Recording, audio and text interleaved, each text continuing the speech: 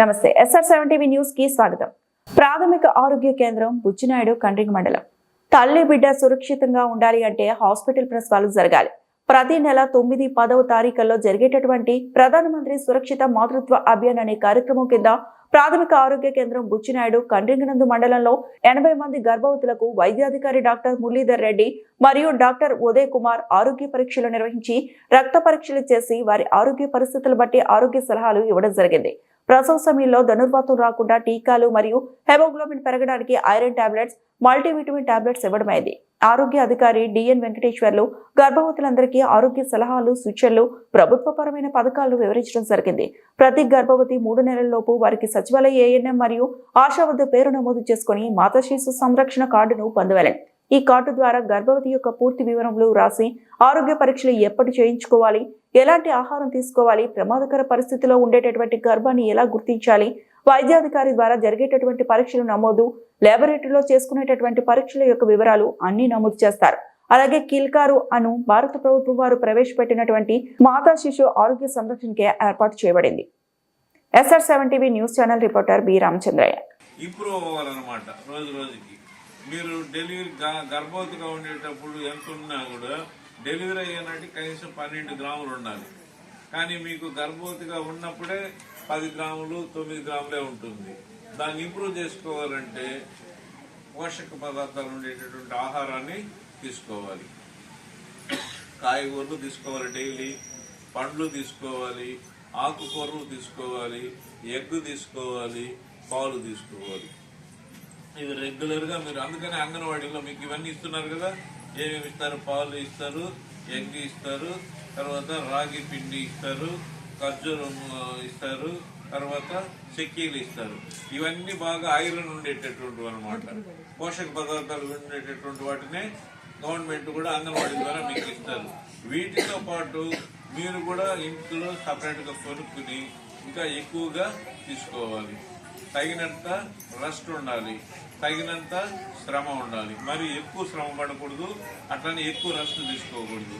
ఆహారం తీసుకుంటూ రెస్ట్ తీసుకుంటూ చిన్న చిన్న పనులన్నీ చేసుకుంటూ ఉంటే బిడ్డ లోపల ఎదుగుదల బాగుంటుంది, మీకు రక్త శాతం బాగుంటుంది.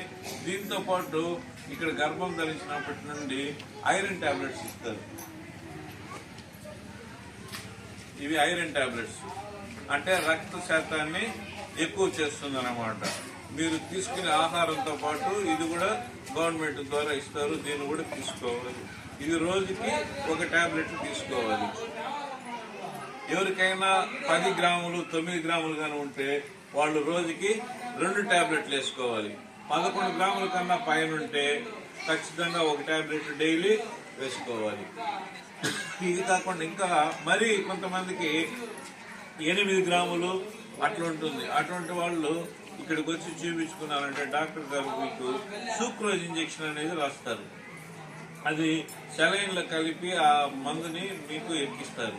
అప్పుడు బ్లడ్ పర్సంటేజ్ అనేది పెరుగుతుంది అనమాట. మరీ తక్కువగా ఉండే వాళ్ళకి.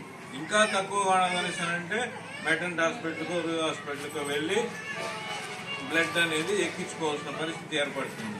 ఏదైనా మీకు తెలియాలంటే ఇక్కడికి వచ్చి పరీక్షలు చేసుకోవాలి, చూపించుకోవాలి డాక్టర్ దగ్గర. కాబట్టి నెల తప్పకుండా రండి. ఈ మాత్రలు రెగ్యులర్గా వాడండి. వీటితో పాటు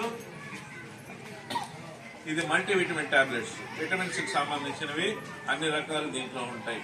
ఈ టాబ్లెట్లు వేసుకోవాలి, ఈ టాబ్లెట్లు వేసుకోవాలి. అప్పుడే మీకు పోషకాహారంతో పాటు పోషక విలువలు ఉండేటటువంటివన్నీ కూడా అందుతుంది. కాబట్టి ఇవన్నీ తెలుసుకోవాలనే మిమ్మల్ని ఎడుకొచ్చి పెట్టాము. ఖచ్చితంగా ఏమేం చేయాలి? మీరు నెల పరీక్షకి రావాలి. ఇక్కడ వచ్చి అన్ని పరీక్షలు చేసుకోవాలి. రెగ్యులర్గా ఈ టాబ్లెట్స్ తింటూ ఉండాలి. దీంతో పాటు అదనంగా మీరు ఇంట్లో కాయగూరలు, పండ్లు, ఆకుకూరలు, గుడ్డు, పాలు అవి ఖచ్చితంగా తీసుకోవాలి. వీటితో పాటు రెస్ట్ ఉండాలి. వీటితో పాటు చిన్న చిన్న పనులు కూడా చేసుకోవాలి. రెస్ట్ అంటే మరీ 24 గంటలు బెడ్ పైన పడుకుంటే కూడా కాదనమాట. చిన్న చిన్న పనులు కూడా చేసుకుంటూ ఉండాలి. నెక్స్ట్ డెలివరీకి మాత్రము ఎటువంటి పరిస్థితుల్లోనూ ఇళ్ల దగ్గర ఉండకూడదు. నొప్పులు వచ్చిన వెంటనే హాస్పిటల్కి వచ్చి ఎక్కడైనా సరే డెలివరీ చేసుకోవాలి. నెక్స్ట్ మొదటి కాన్పు ఈ బియ్యం కార్డు ఉండే వాళ్ళకి మొదటి కాన్పుకి అందరికీ కూడా మీ నెంబరు, మీ యొక్క ఆధార్ కార్డు, తర్వాత అబాయిడ్ అంటారు అది, బ్యాంక్ పాస్బుక్, ఇవన్నీ కూడా అంగన్వాడీలో ఇచ్చారంటే వాళ్ళు రిజిస్టర్ చేసుకుని మీకు మొదటి కాన్పుకి డెలివరీ అయ్యే లోపల ఒక 2,000, డెలివరీ అయిన తర్వాత 1,000 రూపాయలు, బిడ్డకు వ్యాక్సినేషన్ వేసుకున్న తర్వాత 2,000, మొత్తము 5,000 రూపాయలు మీ అకౌంట్ లో జమ అవుతుంది. ఇది కాకుండా హాస్పిటల్లో గానీ మీరు డెలివరీ అయినారంటే జనని సురక్ష యోజన అనే పథకం కింద ఇంకొక 1,000 రూపాయలు మీ అకౌంట్ లో వేస్తారు. గవర్నమెంట్ హాస్పిటల్, ప్రైవేట్ లో కాదు.